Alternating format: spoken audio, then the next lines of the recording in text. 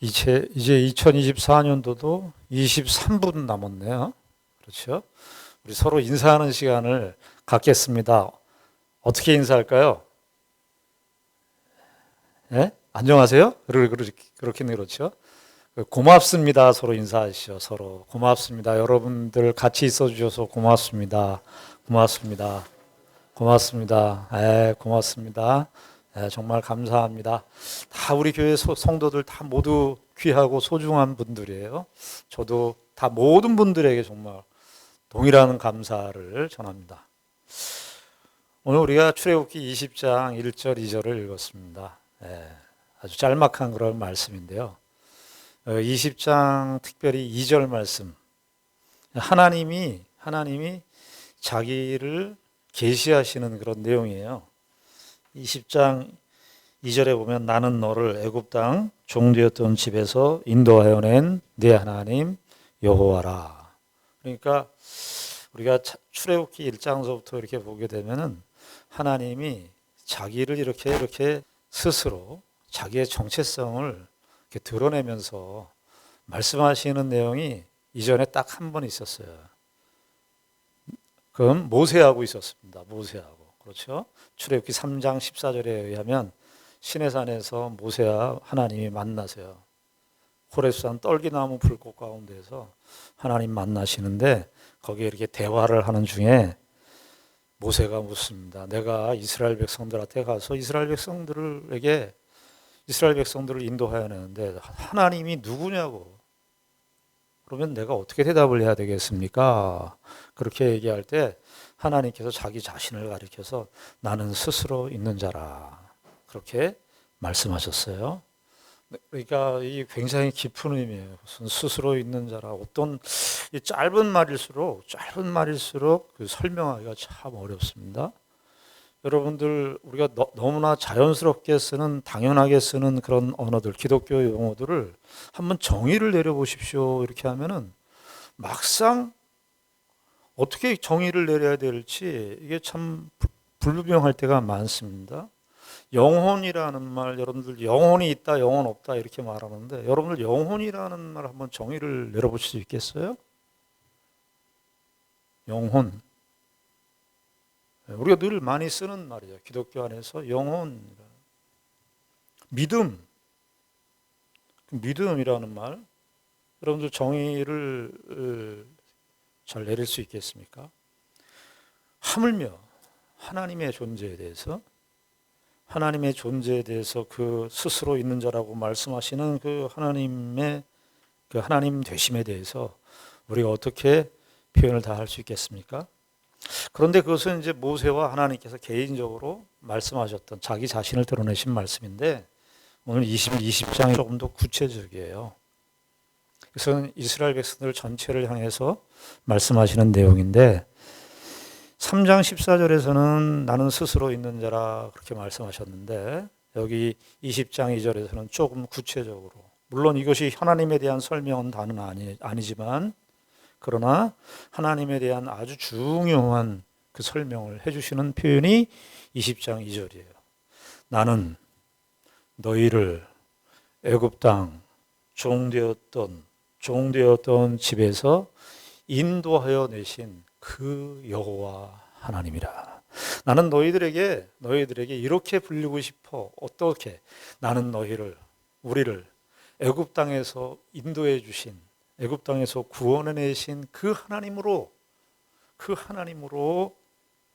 너희를 하나님이 그렇게 명명되어지기를 바라고 그 하나님이 그렇게 너희들에게 알려지기를 바란다 하는 것이었습니다. 그것은 이스라엘 백성들의 이전 역사와 관련이 있죠.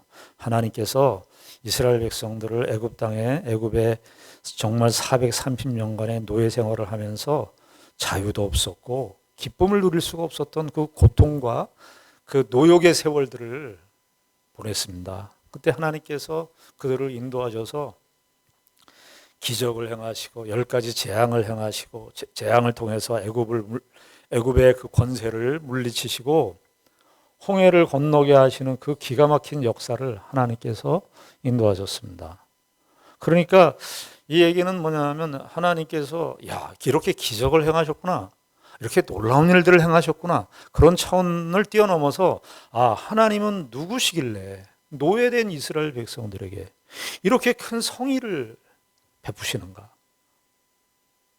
이렇게 놀라운 일들을 행하시는가? 우리가 그 하나님은 도대체 어떠한 하나님이길래 우리와 같은 노예살이를 하고 있는 이스라엘 백성들을 이렇게 구원해 내셨는가? 바로 그 하나님을 알라는 거예요. 그냥 애굽에서 인도하여낸 기적을 우리에게 베풀어 주신 분, 능력을 보여주셨던 분, 그런 정도의 차원이 아니라 우리에게 이런 하나님이시구나. 왜 그러셨을까? 그건 하나님의 사랑이고, 여기 구체적으로 그렇게 표현되어 있지 않지만 그 배경 속에는 하나님께서 그 이스라엘 백성들을 사랑하시고 그 이스라엘 백성들에게 자비로우신 분이기 때문에, 은혜를 베푸시기를 기뻐하시는 분이기 때문에 이런 일들을 행하셨다는 사실을 이스라엘 백성들에게 알려주신 것입니다. 그러니까 이스라엘 백성들, 우리를 이렇게 기적 가운데서 구원해 주셨어, 그 정도가 아니라 하나님이 우리를 그렇게 사랑해 주셨구나. 우리는 아무것도 한 것이 없는데 하나님께서 이렇게 은혜를 베풀어 주셨구나. 그 하나님의 성품에 대한, 하나님의 그 성품과 하나님의 인격, 하나님의 그 본질에 대한 그 계시를 알려주신 것이었습니다. 그런데요, 우리가 20장 2절이 되어 있지만 20장 2절 다음에 무슨 내용이 나옵니까? 십계명이 쭉 나와요. 십계명 쭉 나오고, 그 다음에 십계명이 나오고 시민법, 사회법, 좀 더 나아가면 이제 레위기까지 이어지는 제사 의식법이 나옵니다. 하나님께서 이스라엘 백성들을 출애굽시키신 하나님, 그런 정도로 그 하나님을 얘기하려는 것이 아니라 앞으로 이 율법을 너희들에게 할 텐데, 그 율법의 모든 조항들, 규칙들, 그 법칙들, 그 규례들 속에 내 사랑이 배어 있다는 거 잊지 마라. 나는 너희들을 애굽 땅에서 인도하여 낸 그 사랑의 하나님인데, 그 하나님의 성품이 이스라엘 백성들을 인도하시는, 얼마나 그것도 대단한 사랑이에요. 얼마나 대단한 은혜예요. 10가지 재앙을 또 홍해를 건너게 하신 얼마나 대단한 은혜입니까? 그런데 이 하나님의 사랑이 너희들의 삶 속에서 구체적으로 하나님의 이 사랑의 성품이 너희들의 삶에 구체적으로 이것이 반영되기를 원한다. 나는 너희들에게 구원을 베푸시고 능력을 베푸시는 그런 하나님 정도가 아니라, 율법이라고 하는 것은 이스라엘 백성들의 삶의 규칙이잖아요. 너희들의 그런 모든 규칙 속에서 내가 누구인지, 내가 어떠한 하나님인지 너희들을 드러내기를 원한다. 그래서 십계명의 핵심이 처음엔 하나님 사랑, 하나님에 대한 계명이고, 두 번째는 이웃에 대한 계명이죠. 특별히 이웃에 대한 계명으로 쭉 연결해서 너희들이 이웃과 무슨 채무 관계에 있을 때 어떻게 하는지 이런 내용들을 이야기하는 중에, 출애굽기 23장 4절 5절에 보면 이런 말이 나옵니다. 네가 만일 내 원수의 길 잃은 소나 나귀를 보거든 반드시 그 사람에게로 돌릴지니라. 네가 만일 너를 미워하는 자의 나귀가 짐을 싣고 엎드러짐을 보거든 그것을 버려두지 말고 그것을 도와 그 짐을 부릴지니라. 이게 뭡니까? 원수, 네가 만일 네 원수, 혹은 5절에는 너를 미워하는 자. 그러니까 관계가 아주 깨진 거죠. 그런 깨진 관계에 있는 사람들에게 뭐라는 거예요? 내 원수의 길 잃은 소나 나귀를 보거든 반드시 그 사람에게 돌릴지라. 저 사람 내 원수니까 그 원수가 갖고 있는 거 그거 싫어. 그 원수의 손에 난 저 손 만지기도 싫어. 그러지 말라는 거예요. 소나 나귀를 보거든 반드시 그 사람에게로 돌리라는 거예요. 그리고 5절에 네가 만일 너를 미워하는 자, 원수의 다른 표현인데 너를 미워하는 자의 나귀가 짐을 싣고 엎드러짐을 보거든 그것을 버려두지 말고 그것을 도와 그 짐을 부려라. 그렇게 얘기를 해요. 무슨 이야기죠? 이제 짤막하게 한두 구절을 인용했습니다만 하나님이 어떠하신 분이냐? 야, 너희들 애굽 땅에서 너희를 살아봤지? 하나님께서 너희들을 구원하신 이유가 뭔 줄 아니? 너희들을 구원하신 애굽에서 그냥 단순히 물리적인 고통, 육체적인 고통 때문에 구원한 게 아니라 너희들 그 세상 봤지? 애굽이 어떻게 하든 애굽 사람들이 이웃을 어떻게 대하든 애굽 사람들의 이웃에 대한 관점은 이웃은 내가 착취하고 뺏고 그래서 이웃이 어떻게 살든지 돌아보지 않는 매정하고 비정한 사회 아니었니? 하나님은 어떠신 하나님인 줄 아니? 나는 너희들을 구원해내고 능력으로 이스라엘 백성들을 구원해내신 그 정도의 하나님이 아니야. 얼마나 능력이 대단하고 난 너희들에게 정말 대단한 힘을 가진 그냥 얼마이티 그 능력을 갖고 있는 절대 능력을 갖고 있는 그런 정도의 신으로 나는 인식되어지기를 원하지 않아. 나는 너희들이 애굽 땅에서 정말 나온 이유를 알았으면 좋겠어. 그건 뭐냐 하면 하나님의 성품이 너희들의 삶 속에 나타나기를 바래. 그런데 애굽에서의 삶이 뭐냐? 이웃은 다 착취의 대상이었어. 이웃은 내가 없는 것을 이웃에게 빼앗아서 내 것을 축적하는 것이 애굽의 이웃이었어. 그런데 나는 너희들의 사는 삶의 백성들의 삶 속에서는 뭐라는 거야? 나는 너희들의 삶 속에서 우린 원수가 없다. 하나님 그렇게 말씀하시는 거예요. 단순히 애굽에서 그냥 물리적으로 고통당했다 그 정도가 아니고 애굽에서 갖고 있었던 그 세상에 대한 생각, 사람에 대한 생각 그런 것들 거기에서부터 너희들이 자유함을 얻어야 돼. 그 율법은 단지 규칙, 하나님의 율법이 단지 규칙이고 규례, 율법에 준수해야 되는 계명 그런 정도의 차원이 아니에요. 우린 자꾸 규칙, 법칙으로 생각해. 만약에 규칙, 법칙으로 생각하면 이 율법이 어떻게 되냐면 나는 했는데 너는 왜 안 했어? 이렇게 돼요. 그런데 그 율법이 하나님의 그 율법의 내용들을 우리가 천천히 살펴보면 여러분 그 율법의 내용도 안식일이 7년 사이클이 안식법이 율법의 아주 중요한 개념이에요. 안식일 지켜라, 안식년 지켜라. 7년이 되면 면제년, 노예를 다 풀어줘야 돼요. 노예였던 사람들을 7년 되면 다 면제해줘야 돼요. 그건 뭐죠? 너희들 아무리 노예라고 하지만 그 노예도 궁극적으로 너희들의 이웃이야. 나는 너희들의 삶 속에 이 하나님의 성품이 내가 이러한 성품을 가졌음을 너희들의 삶 속에서 드러내기를 바래. 그래서 모든 율법에는 이 하나님의 성품이 다 배어 있는 거예요. 우리가 오늘 하나님에 대한 오해 이렇게 얘기했는데요. 제복을 붙였는데요. 여러분 하나님을 어떻게 오해하고 있습니까? 우리가 아마 상당히 대부분은 우리가 신앙생활을 하면서 하나님의 말씀을 따른다고 하지만 하나님의 성품에 대한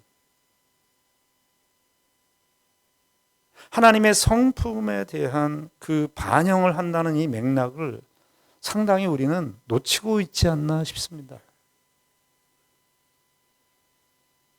그래서 이 일을 하고 저 일을 하고 이 일을 하지 않고 저 일을 하지 않고 옳고 그르고 착하고 나쁘고 이런 정도의 기준밖에 우리가 갖고 있지 않은가 싶어요. 그래서 하나님의 성품의 그 본질, 그 풍성함, 그 은혜성 이런 것들이 쉽게 간과되고 어떤 규칙 조항으로 몇 개 규칙 조항으로 생각을 해서 하나님의 원래 우리에게 드러내시고자 하시는 하나님의 형상다운 형상으로서의 원래의 모습 이것이 드러나는 일에 있어서 우리가 좀 부족하지 않았나 거기에서 오해가 발생되지 않았나 싶습니다. 신약 성경에 이 하나님을 오해하는 두 가지 그림 같은 비유가 나옵니다. 하나님을 오해하고 있는 어떤 모습들 아주 중요한 비유인데 두 가지 비유인데 하나는 마태복음 25장의 달란트 비유고요. 또 하나의 비유는 누가복음 15장에 돌아온 탕자의 비유입니다. 탕자의 비유와 달란트 비유, 뭐가 공통점이 있을까요? 달란트 비유는 어떤 주인이 5달란트 주고 종에게 5달란트 주고 2달란트 주고 1달란트 주고 갔다는 내용이고, 누가복음 15장의 탕자의 비유는 둘째 아들이 아버지의 재능을 다 미리 받아가지고 허랑방탕해서 나중에 돌아오는 그 내용이 누가복음 15장의 탕자의 비유인데 어떤 점이 공통점이 있을까요? 제가 이제까지 설교한 내용을 이렇게 연상해서 같이 연결해 보면 이해할 수 있을 거예요. 아주 중요한 공통점이 하나 있어요. 둘 다 마태복음 25장은 주인이고 누가복음 15장은 아버지인데, 이 두 개의 비유의 공통점은 마태복음 25장의 달란트 비유에서 1달란트 받은 자는 무엇을 오해했냐면 주인을 오해했어요. 주인을. 누가복음 15장에서는 아버지와 두 아들의 비유인데, 쉽게 얘기하면, 크게 얘기하면 두 아들의 비유인데, 이 두 아들은 무엇을 오해했나요? 아버지를 오해했습니다. 마태복음 25장은 달란트 비유는 1달란트 받은 자가 주인을 오해했고, 누가복음 15장에서는 아버지를 오해했습니다. 하나님을 오해하고 있는 그 모습을 비유로 예수님께서 설명하신 거예요. 5달란트, 2달란트, 1달란트, 5달란트 줬어요. 2달란트 줬어요. 1달란트 줬어요. 우리가 이 달란트라는 말을 쓸 때 이 영어로 탤런트라는 말로 다 번역을 해서 이해하는데, 그건 올바른 이해가 아닙니다. 달란트라는 말은 이제 신약 1세기 때 쓰였던 단어고요. 이 탤런트라는 말은 15세기 때 영어로 나온 거예요. 15세기의 영어의 그 개념을 가지고 1세기 때 쓰였던 그 달란트 개념을 이렇게 비추시면 안 돼요. 그래서 교회에서 달란트 뭐 이런 거 대회하고 뭐 이런 거 했는데 사실은 의미는 달라요. 그럼 뭐 여기서 그 깊이 얘기할 건 아니고요. 그래서 달란트라고 하는 것은 그 신약은 물론 돈이지만 그 비유의 의도는 신학자들이 무슨 얘기로 얘기했냐면 기회를 줬다는 거예요. 기회. 그 기회는 무슨 기회? 주인의 성품에 참여할 수 있는 기회. 그러니까 5달란트, 2달란트, 1달란트는 장사를 해서 성실히 일했더니 그에 대한 보상으로 주인이 칭찬을 해줬다. 그 얘기가 아니고, 1달란트 받았자는 게을러서 주인이 책망을 했다. 그게 아니라 그 달란트라고 하는 것은 주인이 어떠하신 분인지, 주인이 어떠한 성품을 소유하고 있는 분인지를 너희들의 삶 속에서 기회를 줄 테니 드러내라. 주인이 어떠하신 분인지를 드러내라. 그건 1달란트, 2달란트, 5달란트가 핵심이 아닌 거예요. 1달란트 받았든 2달란트 받았든 5달란트 받았든지 간에 너희들이 삶의 현실 속에서 그 주인이 누구신지를, 그 주인이 위탁하셨잖아요. 그 주인의 위탁은 주인의 성품을 위탁한 거예요. 주인의 주인됨을 위탁한 거예요. 그 주인의 주인됨을 너희들의 운명과 너희들의 삶 속에서 드러내려는 거죠. 1달란트 받았던 자는 어떻게 했어요? 그 주인에 대한 오해가 나오죠. 거기 마태복음 25장 24절에 뭐라고 되어 있냐면 주인이 왔어요. 주인이 와서 얘기를 하죠. 너는 왜 그랬냐 그랬더니 나는 주인, 당신이 박한 사람인 줄 알았습니다. 박한 사람. 좀 의미상으로 그걸 좀 번안해서 하자면 당신은 율법적인 규칙대로 하는 사람인 줄 알았습니다. 난 그래서 최소한 율법을 지키느라고 달란트를 묻어뒀습니다. 한 달란트 드렸잖아요. 내가 율법을 지켜서 이만큼 해서 여기 왔잖아요, 주인님. 내가 뭘 잘못했습니까? 주인은 뭐래요? 넌 나를 오해했구나. 넌 나를 오해했어. 내가 어떠한 자의 성품인지를 모르는구나. 그래서 주인이 그때 이 말씀 보십시오. 그 5달란트 받은 자, 두 달란트 받은 자에게 어떻게 얘기하죠? 칭찬을 하면서 뭐라고 그러죠? 주인의 즐거움에 참여하라. 너희는 이 세상에서 5달란트, 2달란트 받은 자, 너희는 이 세상에서 정말 하나님의 성품, 주인의 성품을 대변해서 그 기회를 헛되지 않게 썼구나. 규칙을 지켰니? 안 지켰니? 눈 째려보면서 이렇게 살지 않았고, 내가 만나는 사람과 조건들과 그 운명과 그 여러 가지 정황들 속에서 내가 마음을 어떻게 쓰고 있는가, 내가 주인이 나에게 준 그 위탁된 주인의 그 성품을 내가 어떻게 드러내고 있는지를 반영했다는 거예요. 누가복음 15장은 무슨 얘기겠어요? 같은 맥락이에요. 누가복음 15장은 사실은 두 아들이에요. 우리는 둘째 아들을 나쁜 아들이라고 생각하잖아요. 그런데요, 둘째 아들과 첫째 아들의 큰 차이는 뭔 줄 아십니까? 둘째 아들은요, 적어도요, 물론 둘째 아들도 아버지를 오해했습니다. 아버지가 어떻게 오해했죠? 자기가 너무 아버지의 모든 재산을 다 허랑방탕하고 다 그냥 의미 없이 살았어요. 그런데 보니까 자기가 없어져 보니까 아버지가 난 거예요. 이 면에서는 굉장히 중요한 거예요. 우리 아버지, 내가 아버지의 품꾼으로 들어가면 차라리 내 자식은커녕 품꾼으로라도 내가 들어갔으면 좋겠다. 그래서 아버지의 성품에 대한 오해가 있었지만 사실은 둘째 아들은 뭡니까? 아버지한테 가잖아요. 여러분, 신앙생활하면서 우리가 하나님 앞에 떳떳할 수 있는 사람 아무도 없어요. 왜 은혜가 은혜예요? 그 하나님의 성품에 기대는 거예요. 그 하나님의 은혜로운 성품에 우리가 기대는 거예요.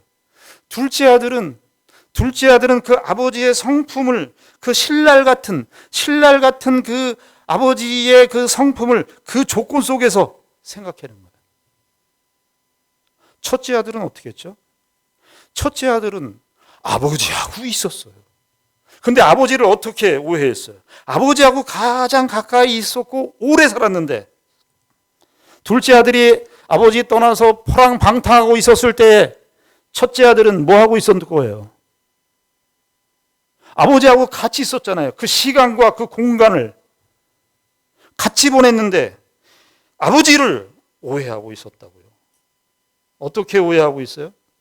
나중에 아버지가 이 측은히 여겨서 이 둘째 아들의 그 탕자를 다 손에 가락지를 끼워주고 송아지를 잡아서 잔치를 벌이고 하는 이 모습을 보면서 첫째 아들이 바깥에서 오면서 이게 무슨 소리야? 그러니까 주변에 있는 종들이 와서 얘야, 당신 동생 그 말썽 많은 그 동생이 이렇게 허랑방탕하고 돌아왔는데 아버지가 이렇게 잔치를 베풀어 줬어요. 이해할 수가 없는 겁니다. 신앙 형편으로 들어오면 어떻게 이게 되세요? 저 사람 꼴 사나운 거, 저 사람 눈치 없이 구는 거, 재수 없이 군다고 그러죠. 우리끼리 얘기할 때는 재수 없이 구는 거, 저 사람 재수 없이 말하는 거, 우리 다 그 얘기들로 예수 믿고 신앙생활을 했는데, 예수 믿고 신앙생활한 그 실력이 내 존재와 성품으로 나타나지 않고 차별하고 구별하는 쪽으로 훨씬 더 날카로워요. 그런 건 좀 무렸으면 좋겠는데, 이 세상은 좀 살면서 좀 모르기를 바라요. 좀 몰랐으면 좋겠어요. 우리 한 해를 돌아보면서 여러분들 첫째 아들로 산 게 많았어요? 둘째 아들로 산 나름 둘째 아들이 많았어요. 첫째 아들이 그 마지막에 한 말이 이 말이에요. 아버지에게 마지막에 대들면서 하는 말이에요. 내가 여러 해 아버지를 섬겨 명을 어김이 없거늘, 이 말이. 아버지 나 잘했죠? 나 아버지 내 아버지 밑에서 내가 이렇게 잘 보였죠? 나 잘했죠? 옛날에 학교 다닐 때 나 시험 숙제 다 해갔죠? 열심히 영어 단어 외웠죠? 선생님 시키는 대로 다 했어요. 쟤네들은 안 했대요.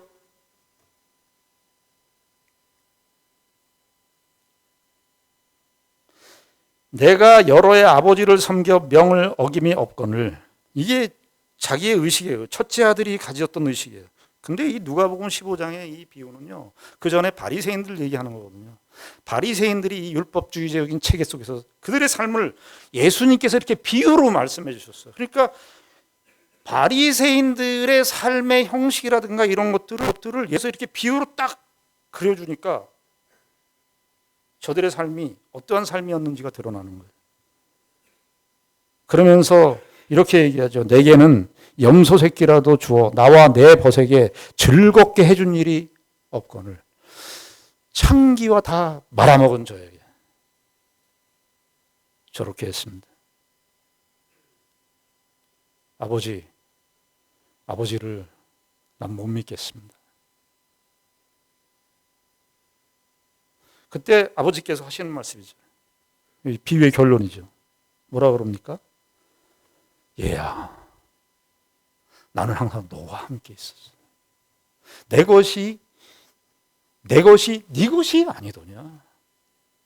어떤 면에서 우리가 이 첫째 아들은 한심한 거예요.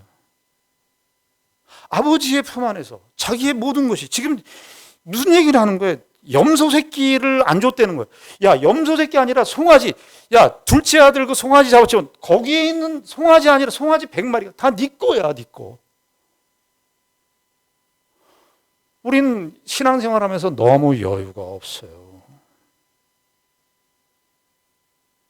하나님께서 우리에게 베푸시는, 정말 하나님께서 우리에게 죄악된 이 애국적인 삶 속에서 우리를 구원하셔서 이 은혜를 베푸시고 그리스도를 이 땅에 보내셔서 그리스도를요 정말 우리에게 낮추시고 창조도 낮추신 거예요. 하나님은 그거보다 더 크신데 창조물로 제한하셨어요. 그리고 어떻게 제한하시죠? 언약이라고 하는 틀 속에 자신을 가두셨어요. 아브라함과 언약, 모세의 언약, 다윗 언약, 예레미야와 언약, 이런 언약의 체계, 그 언약의 체계를 이루어가서 이스라엘 백성은 더더욱 범죄하고 하나님을 더 떠났어요. 때마다 그리스도는 더 낮아졌어요. 주님은 더 낮아주셨어요. 어디까지? 십자가까지 낮아주셨어요. 우리가 그 은혜를 받은 자들이에요. 그래서요, 여러분들 신약 성경의 그 바울 서신의 내용들을 보면 이런 모든 내용들이 다 전제된 상태에서 우리가 어떠한 존재이고, 우리가 이 애국과 같은 이 세상 속에서 이웃을 그렇게 바라보지 않을 뿐만 아니라 이웃에 대하여 마태복음에 나와 있는 한 달란트 받은 자처럼 사는 게 아니라 누가복음 15장에 나오는 첫째 아들처럼 그 사고의 삶 속에서 벗어나서 어떻게 살아야 되느냐. 우리가 그리스도의 이 은혜를 아는 자로서 하나님의 성품의 은혜로 우리가 구원을 받은 자로서 어떻게 살아야 되느냐. 뭐 여러 가지 신약 성경의 바울 서신의 그 윤리적 교훈들이 나오지만 대표적으로 한 구절만 말씀을 드린다면 에베소서 4장 28절입니다. 도둑질하는 자는 다시 도둑질하지 말고 돌이켜 가난한 자에게 구제할 수 있도록 자기 손으로 수고하여 선한 일을 하라. 딱 하나예요. 이게 구약 성경의 출애굽의 율법, 이제까지 성경의 역사의 흐름 속에서 하나님께서 어떠하신 분이며 하나님이 우리의 존재 속에서 하나님의 성품이 어떻게 반영되어야 하는가, 우리가 올해만이 아니라 내년에도 이 삶을, 우리의 삶의 초점을 어디로 가져가야 될 것인지를 우리가 이 말씀을 통해서 확인해야 되는데요. 도둑질하는 자는 다시 도둑질하지 말고, 이게 무슨 뜻인 줄 아십니까? 세상 사람들이 도둑질했다는 거예요. 이렇게 생각하시면 안 돼요. 내가 집에 담 넘어가서 도둑질했다, 그런 게 아니라 이 세상은 다 자기 것이라고 생각해요.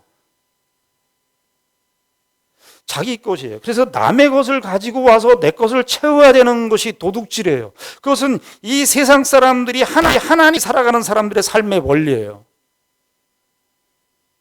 하나님의 은혜를 모르는 자들, 하나님의 성품의 덕택을 모르는 자들의 삶의 원리예요. 그렇게 도둑질하는 자는 다시 도둑질하지 말고, 나 도둑질 안 했다, 이런 게 아니에요. 그냥 한 달란트 받고, 난 그냥 주인이 이런 정도야, 그래서 그냥 그 한 달란트 그냥 땅에 묻는 그 정도 아니에요. 도둑질하지 않았어, 나는 남에게 피해 안 끼쳤어, 끝. 그게 아니고 어떻게 알아요? 돌이켜 가난한 자에게 구제할 수 있도록 어떻게 하랍니까? 자기 손으로 수고하라는 거예요. 자기 손으로 수고해서 선한 일을 하래요. 어떻게 하라고? 그러니까 이렇게 얘기가 되는 셈입니다. 하나님은 너희들에게 애굽에서 너희들을 탈출시켰어. 세상에서 너희들 탈출시켰어. 근데 너희들 구원받고 띵띵띵, 천국 간다, 이게 아니라 너희들 이 속에, 이 나라, 이 애굽, 이 세상과 같은 애국과 같은 세상, 이 세상 속에서 살 텐데 이 세상은 다 이기적인 삶을 산다. 자기중심적인 삶을 산다. 너희들은 그렇지 않다. 그런데 너희들의 삶이 이렇게 될 수 있다. 그냥 한 달란트 땅에 묻어버리고 난 됐어요, 이렇게 하는 경우가 많다. 나는 저 사람이 저렇게 재수 없이 구니까 난 저 사람하고 더 이상 얘기 안 해. 그렇게 될 수 있다. 그러면 다 한 달란트 받은 자예요. 어떻게 하라는 거예요? 마음을 넓히라는 거예요. 네가 가난한 자에게 구제할 수 있도록. 5달란트, 2달란트, 그 하나님의 성품이 너희들의 삶과 존재 속에서 드러나게 살라고. 우리의 기도도 바뀌어야 된다고 생각합니다. 우리의 기도는 대부분 어떤 기도입니까? 뭘 이루어 달라는 기도죠. 우리의 절박한 문제를 이루어 달라는 기도. 그런데 어느 집사님이 기도에 관한 이런 간증을 했어요. 기도 응답과 관련해서 이런 기도를, 그 간증을 하는 내용을 들었는데 잠깐 소개해 드리겠습니다. 그래서 그분은 3가지 기도를 했대요. 첫 번째는 이런 기도였답니다. 나는 하나님께, 이제 그분이 하는 이야기를 제가 옮겨드리겠습니다. 나는 하나님께 능력을 달라고 기도했는데 하나님은 나에게 극복해야 할 어려움을 주셨습니다. 나는 하나님께 지혜를 달라고 기도했는데 하나님은 나에게 풀어야 할 문제들을 주셨습니다. 마지막으로 그분이 이렇게 기도했습니다. 하나님께 사랑을 달라고 기도했더니 하나님은 나에게 곤경과 곤란에 처한 사람들을 보내셨습니다. 나는 기도 응답을 받았습니다. 여러분, 저 여러분들의 인생과 삶 속에서 하나님께서 우리에게 무엇을 채우시기를 원하는 거예요. 여러분들 저와 여러분들의 살아가는 그런 모든 삶의 관계, 맥락, 사람들과의 그런 관계, 고민들, 한숨들, 어려움들, 이런 모든 것들이 우리는 그거는 있어서는 안 될, 어떻게 난 이런 일들이 있어, 어떻게 난 이렇게 견딜 수 없는 난 이런 일들은 정말 내 인생에 있어서는 안 되는 일인데, 아니요. 그런 일들이 우리에게 있을지라도 그런 일들은 없습니다. 뭐가 있기 때문에? 하나님의 은혜가 작용되기 때문에. 여러분, 하나님의 은혜가 작용되고 있고 하나님의 은혜가 우리의 인생 속에서 펼쳐지고 있다는 이 최종적인 변수를 모르십니까? 여러분들, 내가 이웃에게 뭔가 내가 해줘서 저 사람이 대응이 없으면 너희들 더 이상 안 해. 그래서 나는 손해봐. 나는 나만 왜 손해봐. 그게 한 달란트 받은 자의 삶이에요. 우리는 뭐라고요? 줘서 기쁘다고요. 줄 수 있어서 행복하다고요. 나에게 왜 지혜를 안 주셨냐고요? 아니요, 문제들을 주셨어요. 그래서 지혜 있는 자가 되라고 그렇게 하셨어요. 저와 여러분들의 삶 속에 이 하나님의 일하심의 이 깊이, 하나님의 이 성품을 향한 우리의 성화의 진정한 노력, 마음씀, 그 애씀, 고민, 여기에 우리의 신앙의 초점을 옮기시고, 이제까지도 잘 해오셨지만 내년에도 여기에 포커스를 두고 우리의 신앙생활에 참된 깊은 묘미와 그 기쁨과 참된 하나님의 백성으로서의 그 영광에 참여하시는 귀한 은혜가 있기를 바랍니다. 기도하겠습니다. 하나님 아버지 은혜를 감사합니다. 2024년도를 마감하면서 우리가 하나님 앞에 어떠한 마음과 하나님께서 우리에게 어떤 걸 요구하시는지를 우리가 말씀을 통해서 다시 한번 확인했습니다. 아버지 하나님, 관건은 우리의 성품입니다. 우리의 성품이 주를 더욱더 닮아가야 하는데 주를 닮아간다는 것은 명분으로만 되어 있고 사람들하고의 살아내는 실력에서는, 관계에서는 실력이 좀처럼 나타나지 않습니다. 아버지 하나님, 어찌하오리이까? 우리를 불쌍히 여기시고 하나님 인도하셔서 성령 하나님께서 우리의 삶에 찾아오셔서 하나님의 이 거룩하고 아름답고 그 영광스러운 그 복된 그 성품, 은혜의 성품, 사랑의 성품을 조금이라도 우리의 존재를 통해서 드러내며 살아갈 수 있도록 지혜도 주시고 은혜를 허락하여 주시옵소서. 예수님의 이름으로 기도드리옵나이다. 아멘.